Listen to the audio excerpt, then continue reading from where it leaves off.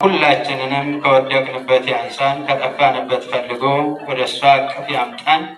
ከእናቱ እቅፍ የወጣ የተለየ ልጅ አይረባምና አይጠቀምምና ከእሷ እቅፍ ከእሷ በረከት ከእሷ ቃል ኪዳን አይለየን አምላክ እግዚአብሔር። ምክንያቱም ለምን ቢባል እመቤታችን ባትኖር ኖሮ፣ እመቤታችን ባትወለድ ኖሮ፣ እመቤታችን ባትገኝ ኖሮ እሱን አባታችን መድኃኔ ዓለም ክርስቶስ ቅዱስ ሥጋውን ቆርሶ ንጹሕ ደሙን አፍሶ ከቀራንዮ ከተራራው ደርሶ የሰይጣንን ሴራ ተንኮል ገርሶ ወደ ቀደመ ርስታችን መመለስ አንችልም ነበር። ርስት ያገኘነው ርስት የሆነችውን መንግሥተ ሰማያት ለመውረስ የበቃ ነው። ርስት ጉልት ወደ ሆነችው ማንም ወደማይቀይራት ወደ መንግሥተ ሰማያት ልንደርስ የቻልነው በእሷ በድንግል ማርያም አማላጅ ረድኤት በረከት ተጠብቀን ነውና የእሷ እናትነት ዘወትር ሁላችንን የሚጠብቀን፣ ችግራችንን ትዳስልን፣ እንባችንን ታብስልን። ከእሷ ሌላ አማላጅ ወደ ልጇ መድረሻ መውጫ መሸጋገሪያ ድልድይ የለንምና ሰው ገደል ለማለፍ ሰው ባህር ለመሻገር ድልድይ ወንዙን ለመሻገር የኃጢአትን ባህር ለመሻገር ድልድይ ያስፈልግ ነበርና ድልድያችን መሰላላችን የኃጢአትን ባህር የተሻገርንባት ያለፍንባት እሷ እመቤታችን ቅድስት ድንግል ማርያም ናት። ለአንድ ሰዓት እንኳን አይደለም ለትንሿ ሰከንድ ማይክሮ ሰከንድ እንኳን የእሷን ስም ከመጥራት ልንቆጠብ የማንችለው ዓለም ሁሉ ትምክህት የሚያደርጋት ዓለም ሁሉ ቀዳሚ መርገም የቀደመው መርገም በአዳምና በሔዋን ላይ የወደቀ መርገም የተፋቀባት፣ የተሻረባት፣ የተደመሰሰባት፣ የጠፋባት በእንተ ሔዋን ተአጽኦ ወህተ ገነት ወበእንተ ማርያም ድንግል ተረወለነ ዳግመ ከፈለነ ንብላ በምዕፀ ሕይወት። እነሆ በቀደመችዋ ሔዋን የተዘጋብን በር የገነት በር በድንግል ማርያም የተከፈተልን፣ ዳግመኛም ከዕፀ ሕይወት እንበላ ዘንድ ያደለን ዕፀ ሕይወት የተባለውን ህብስተ ሕይወት የተባለውን ያስገኘችልን እርሷ ድንግል ማርያም ናት። ሊቁ ቅዱስ ኤፍሬም አባ ኤፍሬም ይህንን ተናግሮላታል፣ በሐሙስ ውዳሴ ማርያም ላይ ማለት ነው። ስለዚህ የቀደመ መርገም የጠፋባት የሌሎች የኛ መርገም የአዳምና የልጅ ልጆቹ መርገም በሲኦልና በጉስቁልና ወድቀን የነበርነው የተነሳንባት ወደ ቀደመ ርስታችን የገባንባት መራሄተ ሃይማኖት ከመትኩን መራሄተ ሃይማኖት መርህ ለመንግሥተ ሰማያት መራሄተ ሕይወት ወደ ሕይወት መንገድ የምትመራ ወደ እሱ የምታቀርበን እመቤታችን ድንግል ማርያም ከእርሱ የምታማልደን ጸሎታችንን ወደ እሱ የምታደርስልን ችግራችን ቋጠሯችን እንዲፈታ ችግራችን እንዲቀረፍ ችግራችን እንዲወገድ ወደ እሱ መድረሻ መሰላላችን ድልድያችን እሷ ድንግል ማርያም ናት። ለዚህ ነው በመንግሥተ ሰማይ ይረክብ ሕይወተ እረፍተ ወጢና ለሕማም ለሞት ሕማም ሞት የተባለ ኃጢአት መከራ ሕማም የተባለ መከራ ነው የሚደርስበት። አዳምና ሔዋን የደረሰባቸው መከራ ለ5500 ዘመን ያለማቋረጥ በመከራ ውስጥ ነፃነት የላቸው፣ እንደ ልባቸው መናገር አይችሉም። የሰጣቸውን ተስፋ ብቻ በ5500 ዘመን ከልጅ ልጅ ተወልጄ ከሰማያት ሰማያት ወርጄ ከልጅ ልጅ ተወልጄ በሜዳ ድቄ አድንሃለሁ ያለውን ቃል ኪዳን ብቻ እየተጠባበቁ በፀሐዩ በጨረቃ እየቆጠሩ ከዚህ ዘመን ለመድረስ እውነተኛይቷ ምስራቅ ድንግል ማርያም ክርስቶስን አስገኝታላቸው ወደ ቀደመ ቦታቸው ለመመለስ ይህንን ዘመን እየቆጠሩ ደብር ቅዱስ በተባለ ተራራ ላይ ተቀመጡ ማለት ነው። ኋላም እሷ ተገኝታ መድኃኒታችን ኢየሱስ ክርስቶስን ወለደችልን ማለት ነው። አስቀድሞ ለእሷ ትንቢት እንደተነገረላት እንግዲህ እመቤታችን ድንግል ማርያም በተጸነሰች ጊዜ ከጽንስ ጀምሮ ነው ፍለጋው ለማጥፋት ጌታንም ከጽንሱ ጀምሮ ነው። እመቤታችንም እንደዚሁ መልአኩ ቅዱስ ገብርኤል አላመጥቶ ሰላም ላንቺ ይሁን ጸጋን የተሞላሽ ድንግል ሆይ ደስ ይበልሽ በሉቃስ ወንጌል ምዕራፍ 1 ቁጥር 28 ላይ የእግዚአብሔር ጸጋ አድሮብሻልና ደስ ይበልሽ፣ ደስታ ይገባሻል። መርገመ ሥጋ መርገመ ነፍስ የሚርቅብሽ በረከተ ሥጋ በረከተ ነፍስ የምታሰጪ እያማለች የምታሰጪ እግዚአብሔር ካንቺ ጋራ ነው። እግዚአብሔር አንዱ ቅዱስ ካንቺ ይወለዳል። መንፈስ ቅዱስም ይጸልልብሻል፣ ይጠብቅሻል፣ ይጋርድሻል፣ ከክፉ ነገር ሁሉ ይጠብቅሻል እንደተባለ መልአኩ ቅዱስ ገብርኤል ልትወለድ አቅራቢያ እናትና አባቷን ይዛች ተነስታችሁ ሊባኖስ ወደሚባል ተራራ ሂዱ ብሎ እመቤታችን ድንግል ማርያም ጥንተ ልደቷ ትወፅእ መርዓት እምሊባኖስ እንዳለ ሊቁ ከሊባኖስ እነሆ ከሊባኖስ ሙሽራ ትወጣለች። ሙሽራ ሁላችሁ እንደምታውቁት እንኳን እመቤታችን ሙሽራዬ ሙሽራዬ ያላት ጠቢቡ ሰለሞን ይቅርና እንኳን የአምላክን እናት ያስገኘችልን እሷ ድንግል ማርያም ትቅርና ዛሬም የምናውቃቸው የምናያቸው ሙሽሮች ሙሽራ ታላቅ ክብር አለው። ሙሽራ የተለየ ልብስ ይለብሳል። ሙሽራ የተለየ ጌጥ ይዘጋጅለታል። ሙሽራ የተለየ ቦታ ይዘጋጅለታል። እመቤታችን ድንግል ማርያም ግን እናትና አባቷ ክፉ እንዳይደርስባቸውና እግዚአብሔር ልትወለድ ፈቃዱ የሆነው በዛ ቦታ በዛ ስፍራ ስለነበረ ሊባኖስ ወደሚባል ተራራ ሄዱ ብሏቸው በዛ ድንግል ማርያም ተወለደች ማለት ነው። ይህ ሊባኖስ ማለት አሁን ተራራውን አይደለም ሊባኖስ ያለው። ደብረ ዘይት ሲባል ደብረ ማለት በቁሙ ያው ተራራ ማለት ነው። የወይራ ዛፍ የሞላበት የሚገኝበት ተራራ ማለት ነው። በዛ ቦታ ድንግል ማርያም በተወለደችበት ቦታ ደግሞ ሊባኖስ የሚባል እንጨት ዛፍ አለ። ይህ ዛፍ በባህሪው ፀሐይ ሲሆን ረሞጫ ሲሆን፣ በጋ ሲሆን ሐሩር ሲሆን፣ ፀሐዩ ረሞጫው ሲፈራረቅበት እሱ ለምልሞ ይታያል። የሚገርም ነው። ከእጽዋቶች ሁሉ የተለየ ጸጋ ያለው ነው ማለት ነው። ክረምት ሲሆን ደግሞ ቅጠሉ ይረግፋል። ክረምት አይስማማው። ምክንያቱም ክረምት የመከራ የኃጢአት ምሳሌ ነው። ክረምት ጨለማ ነው። በጋ ብርሃን ነው። በጋ ሕይወት ነው። ፀሐይ ሕይወት ነው። ሕይወት ላላቸው ሁሉ ለእጽዋቱ ሁሉ እንዲበስሉ ያደርጋል። ይሄ ፀሐይ ማለት ነው። ሕይወት ፀሐይ ነው። ስለዚህ በባህሪው በጋ ሆኖ ፀሐይ ሆኖ በሚለመልመው በዛ ዛፍ በሞላበት ተራራ ላይ እመቤታችን ድንግል ማርያም ተወለደች ማለት ነው። ክብር ለስም አጠራሯ ይሁን። መጀመሪያ ስለ ገብረ ማርያም ስለ ወለተ ማርያም ለመናገር ተወለዱ ብለን ለማውራት መጀመሪያ ለነርሱ እናትና አባት ሊኖራቸው መጀመሪያ እናት መወለድ አለባት። ስለ ልጅ ለመናገር እናት መወለድ አለባት። ጌታችን መድኃኒታችን ኢየሱስ ክርስቶስ ስለ እርሱ ለማስተማር መጀመሪያ ለእናትነት የዓለም ድህነት የዓለም መከራ የተወገደባት የዓለም መከራ የራቀባት ዓለም ሰላሙን ያገኘባት ድንግል ማርያም መጀመሪያ ምን ማለት ነበረባት? በሕሊናው ታስባ ብትኖርም ቅሉ በእነ አብርሃም አብራክ ተስላ ብትኖርም ቅሉ መወለድ ግን ነበረባት ማለት ነው። እንደ ሰው በዚህ ምድር መታየት ነበረባት ማለት ነው። እሷ በሕግ ለሁሉም እንደሚፈቀደው በሕገ ጋብቻ ጸንተው ከኖሩት ከቅዱስ ኢያቄምና ከቅድስት ሐና ተወለደች።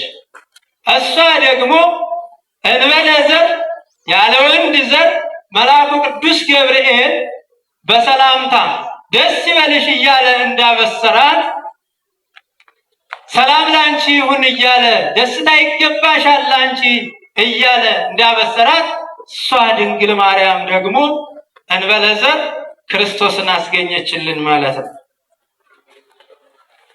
ብዙ ሰዎች እሱን ለማየት ሲናፍቁ ፊቱን ለማየት ሲናፍቁ ተገለጽልን ብለው በሱባኤ ሲጠይቁት በረሃ ወድቀው አልቅሰው አንብተው ሰግደው ጸልየው ከደረቅ በልተው ከአቧራ ተኝተው ሲጠይቁት የኋላ ኋላ በዘር ከተወለደች ድንግል እንበለ ዘር ተወልጄ አድናቸዋለሁ ብሎ ቃል ኪዳን ገብቶላቸው ነበረ።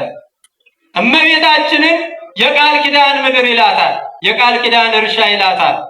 ይቺ የቃል ኪዳን እርሻ በዕለተ ሰሉስ ለታቁል በተባለች ጊዜ እነሆ በጥፍር የሚለቀሙ አዝዕርትን፣ በማጭድ የሚታጨዱ አትክልትን፣ በምሳር የሚቆረጡ እጽዋትን ለስጋውያን ምግብ አስገኝታለች። ያቺ ገራሂተ ሰሉስ የተባለች ምድር ገበሬ ሳይጥርባት ማረሻም ሳይቃጨልባት ሳይጮህባት እመቤታችን ድንግል ማርያምም ዘራ ብእሲ ሳይወድቅባት በሌሎች ሴቶች ያለው ሳይደርስባት በድንግልና ጸንሳ በድንግልና ሹ መድኃኒታችን ኢየሱስ ክርስቶስን አስገኝታልናለች ማለት ነው። ስለዚህ መልካም ነው። እመቤታችን የሰባቱ ኪዳናት መፈጸሚያ ማጠቃለያ እሷ ናት። 7 ኪዳናት አሉ። የመጨረሻ የነሱ ኪዳናቸው ግን የዛ ሁሉ ኪዳን ግን ማጠቃለያ እሷ እመቤታችን ናት። እንዲህ ይላታል ሊቁ ኪዳንኪ ውእቱ ማርያም ከመዘንቃ እምነዋ ወከመሃያል ወህዳገ ወይን ኪዳንኪ ውእቱ ማርያም ያነሳን ወድረ እምህማም። ቀድም እንዳልኳችሁ የእሷ ቃል ኪዳን ከህመማችን ከውድቀታችን እንደሚያነሳ ወአጽንዐነ እምድካም ኪዳንኪ ውእቱ ማርያም ወያቁመነ በየማን ምስለ አባጊሁ ቡሩካን። የሚፈለገው ይሄን ቡሩካን በተባሉ በቀኙ እንደ በጎቹ በቀኙ ያቆመን ዘንድ ያንቺ ቃል ኪዳንሽ ስጋሩ እንደለቀቀው ወይንም ከእንቅልፉ እንደሚነቃ ሰው ያንቺ ቃል ኪዳን ያስነሳናል። እንቅልፍ እዚህ ላይ ሊመጣ የቻለው እንቅልፍ የሞት ምሳሌ ስለሆነ ነው። እኛ ስንተኛ ስናንቀላፋ የሞት ምሳሌ ነው። ቀና ብለን ስንነሳ ትንሣኤ ዘጉባኤ የመነሳታችን ምሳሌ ነው። የተለያዩ ትንሣኤ አለ። የህሊና ትንሣኤ አለ፣ የአእምሮ ትንሣኤ አለ፣ የልቡና ትንሣኤ አለ። የመጨረሻው ግን ትንሣኤ ዘጉባኤ የመነሳታችን ምሳሌ ነውና የሰው ልጅ ሞቶ እንደማይቀር የሰው ልጅ እንደሚነሳ የሚነሳው ደግሞ በእሷ ቃል ኪዳን በእሷ ረዳትነት በእሷ አጋዥነት መሆኑን ሊቁ ይህንን ጠቀሰ ማለት ነው። የሚገርም ነው። እመቤታችን ድንግል ማርያምን የሰጠን አምላክ ይክበር ይመስገን። አሁን አንድ ነገር ልንገራችሁ። ታምረ ማርያም ዘወትር እንሰማለን። ሕይወቴ ይበላ አዳም ለብእሲቱ፣ አዳም ሚስቱ ሔዋንን ሕይወቴን ይሽላታል። አዎ በእርግጥ ነው። ቆላ ብትወርድ ቆላ ወርዶ ቆላ ቢወርድ ቆላ ወርዳ እንድትረዳው መከራ እንድታቀልለት ብቸኝነት እንዳይሰማው የተሰጠችው ሔዋን በአንጻሩ ሕይወቴ ይበላ ይላታል። ምስጢራዊ ትርጉሙ ግን ሕይወቴ ይበላ የተባለች ሕይወት የተባለች ሕይወት የሆነውን የሕይወት እንጀራ ያስገኘችልን እሷ ድንግል ማርያም ናት ማለት ነው።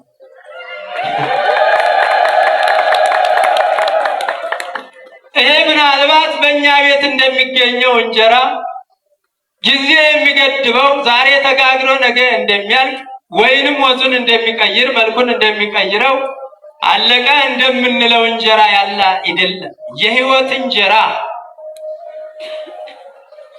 በኃጢአት ካላሳደፍነው በስተቀር የሕይወት መጠጥ ያስገኝ እሷ ናት ማለት ነው። ስለዚህ እሷን ማክበር፣ እሷን መማፀን፣ እሷን እጅ መንሳት ይገባናል ማለት ነው። እሷን የዓለም መድኃኒት መሆኗን፣ የዓለም አለኝታ መሆኗን፣ የሁላችን ትምክህት መመኪያችን መሆኗን አሁን ሰው በሰው ሊመካ ይችላል። ምክንያቱም መራሂተ ሕይወት ወደ ሕይወት መንገድ የምታደርሰን የሕይወት እንጀራንም ያሰጠችን ያቺ የቀደመችው ሔዋን ግን ሕይወቴ ይበላ ያላት አዳም ያላት እሷ ያየችውን ዕፀ በለስ ቀጠፈች። እመቤታችን ድንግል ማርያም ደግሞ ከተቀበልነው ከበላነው የማያስረበውን የሕይወት እንጀራ ታቅፋልን ይዛ መጣች ድንግል ማርያም። ለሷ ክብር ምስጋና።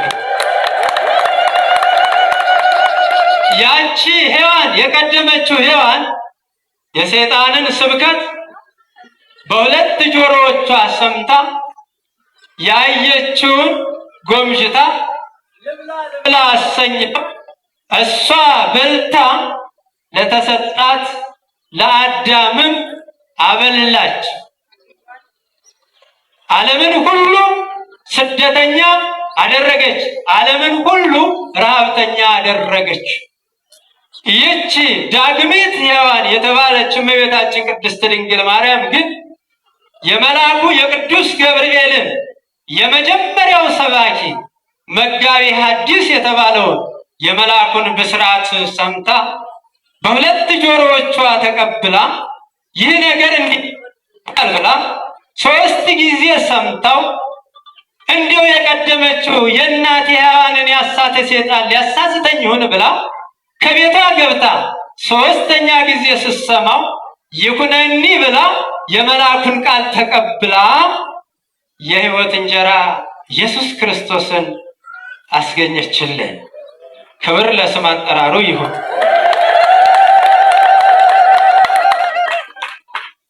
ይህች እመቤታችን ምሳሌዎቿ ብዙ ናቸው። ምናልባት ነቢየ እግዚአብሔር ቅዱስ ዳዊት እንዲህ ብሎ ይገልጻታል።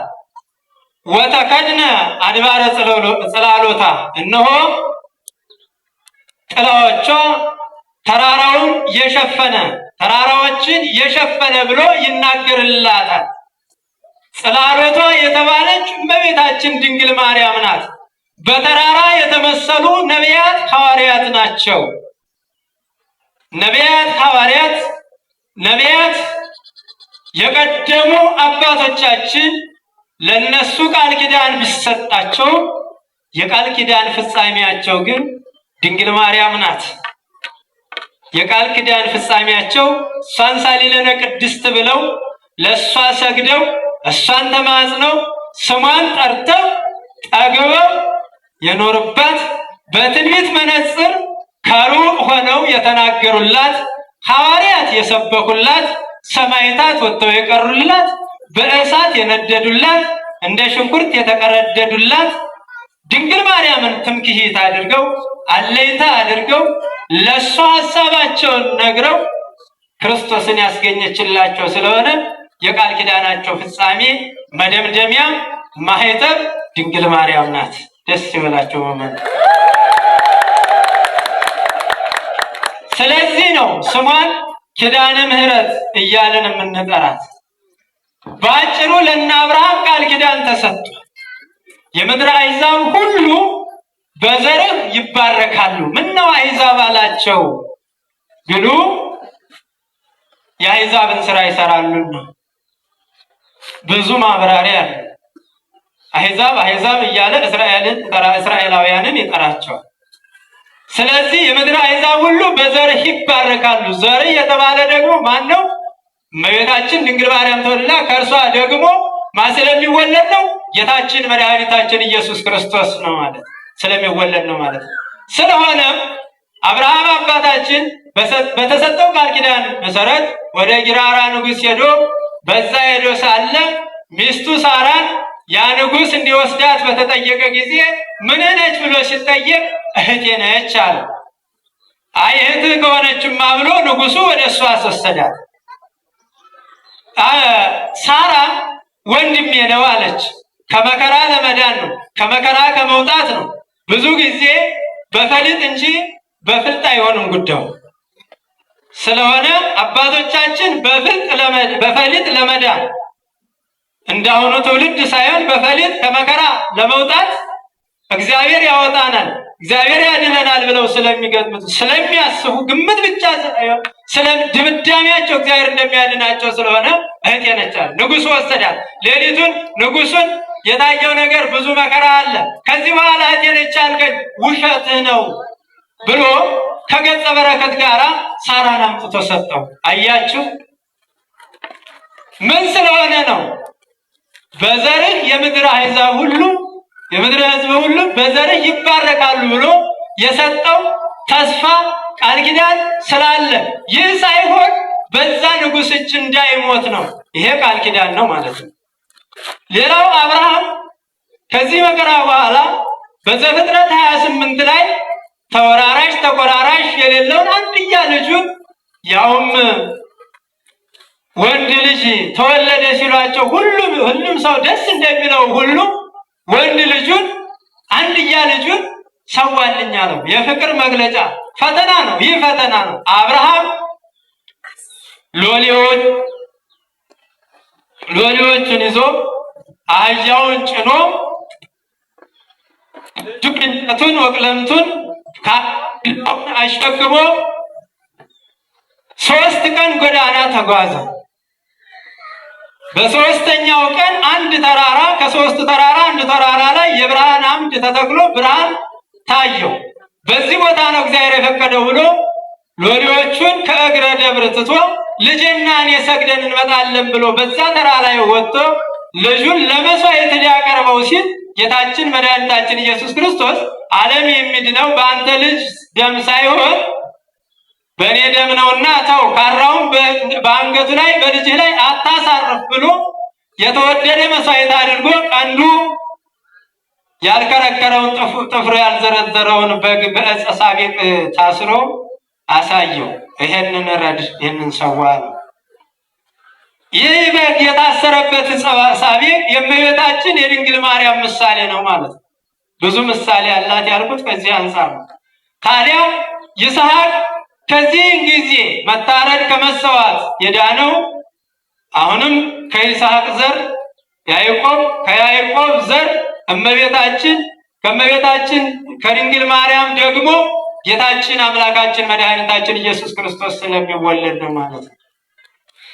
ነቢየ እግዚአብሔር ቅዱስ ዳዊት ሳኦል ሁልጊዜ ያሳድደው የነበረው ሊገድለው ይፈልገው የነበረው ልጁ ደግሞ በዚህ መጣልህ በዚህ ገባልህ እያለ ጥቆማ ሲሰጠው የነበረው ከዳዊት ዘር እመቤታችን ድንግል ማርያም ስለምትወለድ ነው። አንዱ ሊቅ እንዲህ ብሎ ጠቅሷል። እምስሮ እሴይ ሰሪጻ ወምዘራ ዳዊት ተወሊዳ ታቢዮ ነፍሴ ለእግዚአብሔር ትቤ ድንግል ሳይዳ ከመፍሶ ቀይህ ከናፈሪሃ ወከመ ሮማን መላቲሃ ጽዋ ህብስተ ሕይወት በየማና ጽዋ መድኃኒት በጸጋማ ጸሎታ ወበረከታ ብሎ ይዘጋል ማለት ነው። ከእሴይ ስር ወጣ ከዳዊት ዘር ተወልዳ ተገኝታ ታቢዮ ነፍሴ ለእግዚአብሔር ሰውነቴ እግዚአብሔርን ታመሰግነዋለች ትላለች። የምታምር በስነ ምግባር በትህትና የተዋበች ድንግል ማርያም ፈጣሪዋን ታመሰግነዋለች። ከናፍሮቿ ፍህጾ እንደተባለ እጽ ናቸው፣ ቀይ ናቸው፣ አበባ ናቸው፣ የሚያምሩ ናቸው። ጉንጮቿ ደግሞ ሮማን እንደተባለ አበባ ናቸው፣ የሚያምሩ ናቸው፣ የተዋቡ ናቸው ብሎ ያደንቃል ማለት ነው። ይህም ብቻ አይደለም፣ በቀኟ የሕይወት እንጀራ ይዛልናለች አለ፣ በግራዋ ደግሞ የሕይወት መጠጥ ይዛልናለች አለ። አያችሁ፣ ለዚህ ነው ኦ ማርያም በእንተዝን አፈቅረኪ ወነአብሔኪ ማርያም ሆይ ስለዚህ እንወድሻለን የሚበላውን የሚጠጣውን ያስገኘሽልን ያለው አባ ሕርያቆስ ከዚህ በመነሳት ነው። እግዚአብሔርም አራቱም ማዕዘን ተመልክቶ እንደሷ ያለ አላገኘም፣ እንዳንቺ ያለ ባያገኝ አንቺም ቢያገኝ ግን ቅሉ የሚወደውን አንድያ ልጁን ወደ አንቺ ሰደደ። የአንቺን ደምግባት ውበት ወደደና የሚወደውን ልጁን ወደ አንቺ ሰደደ። ለዚህ በአማን ነጸረ እግዚአብሔር አብ እምሰማይ ምስራቅ ወምዕራብ ሰሜነ ወደቡብ ውስተ ኩሉ አጽናፈ አስተንፈሰ ዋፄነው ወይረከበ ዘከማኪ ወሰብረ ማእዝያዚአኪ ወአፍቀረ ስነኪ ወፈነወ ኀቤኪ ወልዶ ዘያፈቅር ያለው አባ ሕርያቆስ ለዚህ ነው። አራቱም ማዕዘን መመልከት እንደሱ ያለ ግን ማጣት አጣ።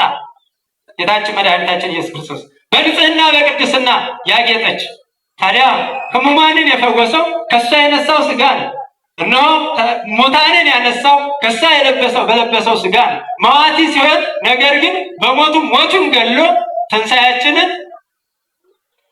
ተበሰረልን ማለት ነው። ወደ ግራ ሄደን የነበርነው ወደ ቀኝ ተመለስን ማለት ነው። ስደተኛ የነበርነው ወደ ርስተ መንግስተ ሰማያት ገባን ማለት ነው። ለዚህ ነው መርህ ለመንግስተ ሰማያት የመንግስተ ሰማያት መሪ የሚላት መጽሐፉ እመቤታችን። ለዚህ ነው ታዲያ ሰው አሁን አይነ ስውር የሆነው ዓለም ማለት ነው በምን አይናችን ልናይ ነው? ድንግል ማርያምን ሳንይዝ ድንግል ማርያምን ምርኩስ ሳናደርግ እሷን ቀዳሚ ሳናደርግ እሷን መሪ ሳናደርግ በጉድጓድ ለመውደቅ ካልሆነ በስተቀር እንዴት ብለን ነው መንግስተ ሰማያትን እንወርሳለን እሱን ስሙን እንቀድሳለን ብለን የምናስበው? እሷ ድንግል ማርያምን ሳንማጸናት በቃል ኪዳኗ ሳንተማመን እንዴት ሊሆን ይችላል ወገኖች? ሊሆን አይችልም። ስለዚህ እሷን የሰጠን አምላክ ይክበር ይመስገን። ምን ይባላል? እግዚአብሔርን ከማመስገን ውጭ እመቤታችን ድንግል ማርያም ያገኘናት ደግሞ ከመስቀሉ ስር ነው ማለት ነው። ከመስቀሉ ስር የተረከባት ደግሞ በእናትነት የተቀበለልን ደግሞ ከ12ቱ ሐዋርያት አንዱ ዮሐንስ ወልደ ነጎድጓድ። ዛሬ እሱም መታሰቢያው ስለሆነ እሱንም ማንሳት ስለሚያስፈልግ ይህ ሐዋርያ ከ12ቱ ነገድ ይመዘዛል። የዘር ሐረጉ ወንድምም አለው ሌላ ሐዋርያ። ይህ ሐዋርያ ለጊዜው ሞትን ያልቀመሰ ነው። ነገር ግን ተለይቶ ሲቀር ጴጥሮስ ሐዋርያት ዮሐንስ አይሞትም ብለው ቢጠይቁ ጌታ አይሞትም አላለም። እኔ እስክመጣ ግን ምን አግዷችሁ ብሏል። ዮሐንስ ሞቷል አልሞተም ቢሉ አንድ ደቀ መዝሙር ነበረውና መላእክት መቃብሩን ሲቆፍሩ አይቶ ተመልክቶ እሱን ጠርቶ ደቀ መዝሙሩን ጠርቶ ለሀገረ ኤፌሶን ሰዎች የጻፈው ወንጌል ለነሱ ነበርና መጽሐፉን የጻፈው ቅዱስ ዮሐንስ ሄደህ ካስተማርኳቸው ትምህርት ፈቅ እንዳትሉ እንዳትናወጡ ብለህ ንገራቸው ብሎ በመቃብሩ ውስጥ ቆሞ ሲጸልይ ደቀ መዝሙሩ ተመልሶ ሲመጣ መቃብሩ ተከድኖ መነሳንሱ መቋሚያውን ከዳር ተቀምጦ አግኝቶታል ማለት ነው። ስለዚህ እኔ እስከምመጣ ድረስ ሞትን የማያዩ አሉ ተብሎ የተነገረለት ነው። ስለዚህ ቅዱስ ዮሐንስ ዛሬ ራእዩን ያየበትና ስብከቱን ያስተላለፈበት ቅዳሴ ቤቱ የሚታሰብበት ነው ማለት ነው። ምኑ የሚታሰብበት ነው? ቅዳሴ ቤቱ የሚታሰብበት ነው። ይህ ሐዋርያ በማቴዎስ ወንጌል ምዕራፍ 5 ላይ እንደምናነበው 70 ዘመን ሙሉ የክርስቶስን መከራ አይቶ ታይቶ ዕለተ ዓርብን እያሰበ የደረሰበትን መከራ፣ የተፈራረቀበትን መከራ፣ የተጠማውን የቆመጠጠ መጠጣቱን፣ አንጀት የሚበጣጥስ ማጠጣታቸው ያንን እያሰበ ዕለተ ዓርብን እያሰበ 70 ዘመን ያለቀሰ ነው። እንባ አልቆ እጅ እስከሚወርድ ድረስ ይህ ሐዋርያ ክርስቶስን በመከራው ሁሉ ያልተለየው ከአንድ ቦታ ወደ አንድ ቦታ ሲያጓጉዙት እሱ ግን የጸና እዛው የመከራው ገፈት ቀማሽ የነበረ ኋላ ጌታችን መድኃኒታችን ኢየሱስ ክርስቶስ በመጨረሻው ሰዓት እናቴን አምጣት ብሎ ያዘዘው ኋላ ደግሞ ወደ ቤት ይዛት ሂድ እናት ትሁን ብሎ የሰጠው ይህ ታላቅ ሐዋርያ ነው። እንደዚህ ያሉ አባቶች ሐዋርያትን የሰጠን አምላካችን ይክበር ይመስገን። አደራቸውን በአግባቡ የተወጡ ውሸትን ለውጠው ውሸትን በእውነት እውነትን በውሸት ያለወጡ ሳይከተሏቸው ያሮዱ መከራውን የተጋፈጡ እሱን መስለው ተከተለኝ እያለ እንደመረጣቸው ሁሉ ግማሾቹ ከመስቀል ላይ ወጥተው የተሰቀሉ፣ ግማሾቹ አንገታቸውን ለሰይፍ የሰጡ እነዚህን ሐዋርያት የሰጠን ይክበር ይመስገን። እሱም መታሰቢያው ነው ዛሬ ማለት ነው። ስለዚህ እመቤታችን የቃል ኪዳናችን ምንድናት ማለት ነው? መደምደሚያ ናት ማለት ነው። መደምደሚያ መዝጊያ ናት ማለት ነው። የቃል ኪዳን የአባቶቻችን ቃል ኪዳን የሰባቱ ኪዳናት ማህተም ናት ማለት ነው። መዝጊያ ናት ማለት ነው። ስለዚህ ማንም ቢሆን እሷን ሳይለነ ቅድስት ሳይል እሷን መመኪያ ሳያደርግ እሷን ስሟን ሳይጠራ የእግዚአብሔር ወዳጅ የክርስቶስ ወዳጅ የክርስቶስ ተከታይ መሆን አይችልም። ማንም ቢሆን መከራ መስቀሉን ተሸክሞ ሊጓዝ አይችልም።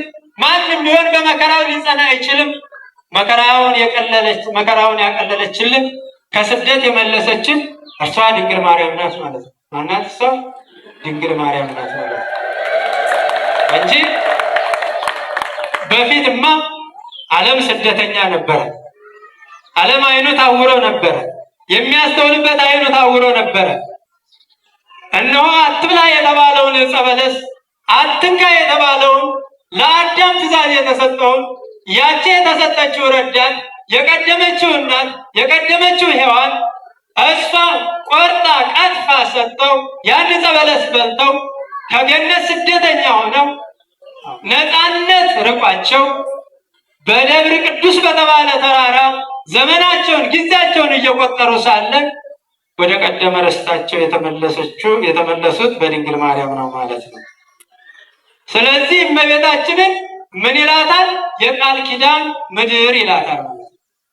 እመቤታችንን በብዙ አይነት ይመስላታል ማለት ነው። እመቤታችንን ከመትኩን መራሒተ ለሃይማኖት አባይ ታላቁ ሊቅ ቅዱስ ዮሐንስ አፈወርቅ የሃይማኖት አስተማሪ ፊት አውራሪ እመቤታችን ድንግል ማርያም ናት።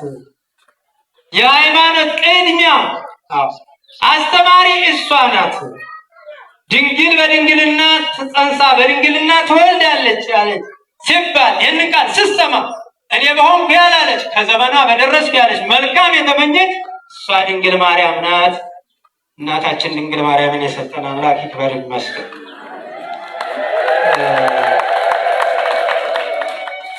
ኖህ በጥፋት ጊዜ የጥፋት ውሃ በታዘዘ ጊዜ ከሰዎችም እንስሳም ከሁሉም ተባይትም አንስትም አድርጎ ቤተሰቦቹንና 8 የሰዎች እንስሳትን አድርጎ በመርከቡ እንዲድን እግዚአብሔር ፈጣሪው ሲያዘው እነሆ ከሚንሳፈፍ ከሚንኳፈፍ በባህር ላይ ከማይሰጥም ከጎፈር እንጨት መርከብን ስራ 3 ክፍል አድርገህ ስራ ሲለው ቃል ኪዳን ሲሰጠው እመቤታችን ድንግል ማርያም የዚህ ቃል ኪዳን ሁለተኛ ቀስቴን በደመና አደርጋለሁ፣ ሁለተኛ በንፍር ውሃ ምድርን አላጠፋትም ምልክቴን አደርጋለሁና እሷ የዚህ የኖህ የቃል ኪዳኑ ፍጻሜ ወይንም በቃል ኪዳኑ ኖህ በቃል ኪዳን በተሰጠው ቃል ኪዳን በመርከቡ ውስጥ ነፍሳትን እንስሳትን ያዳነባት ድንግል ማርያም ያቺ 3 ክፍል አላት።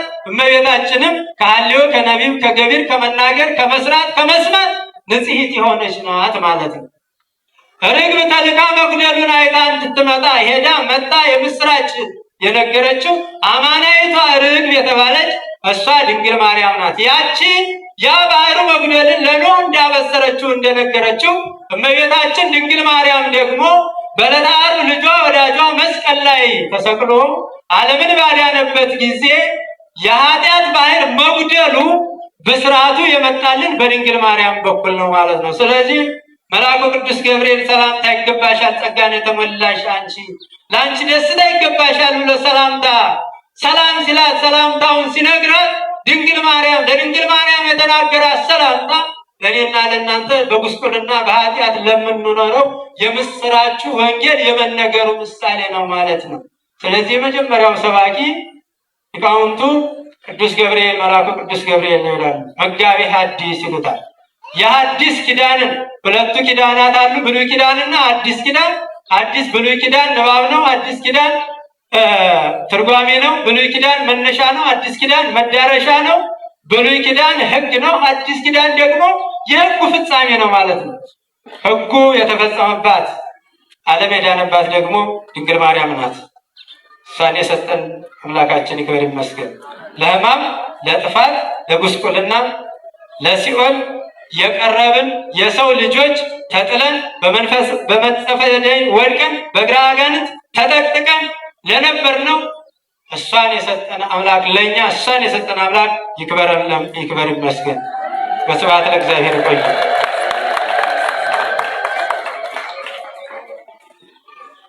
ላስተማረን ለመከረን በእግዚአብሔር ስሙ ለዘላለም የተመሰገነ ይሁን።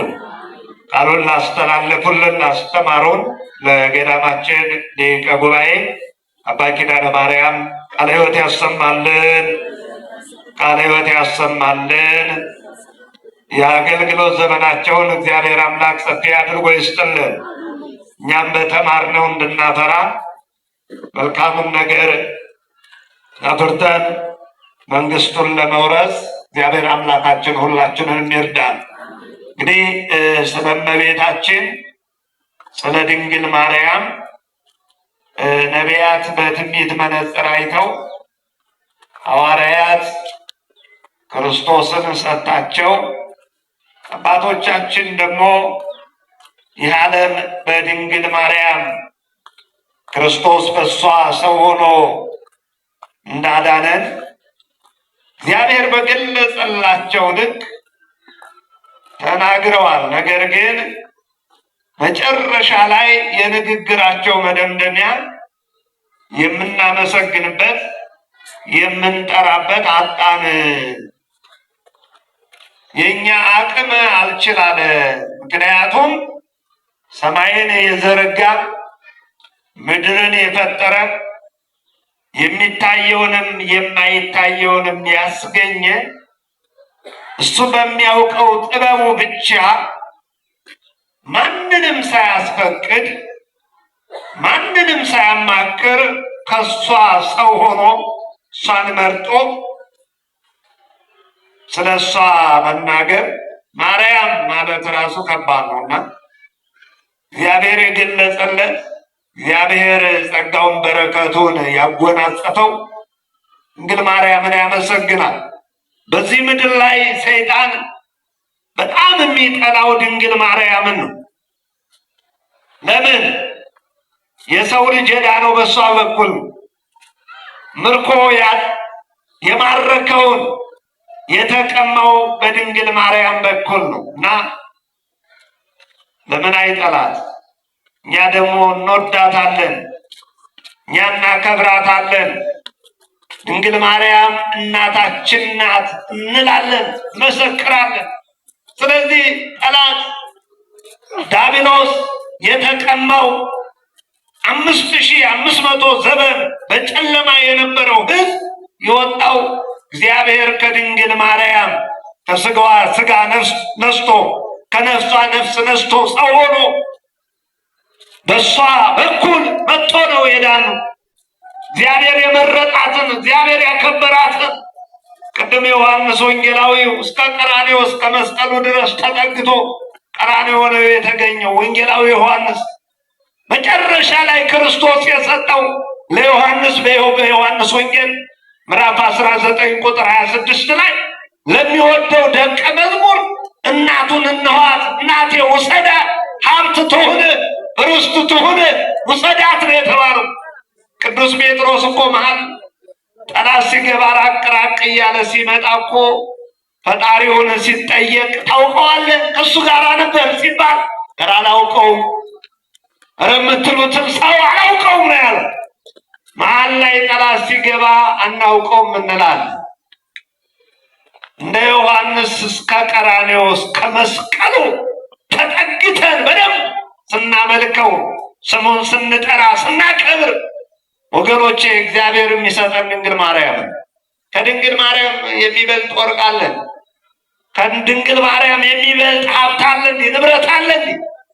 ወገኖቼ ድንግል ማርያምን እኛ ብናመሰግናት ብናከብራት ምንጠቀመው እኛ ነን።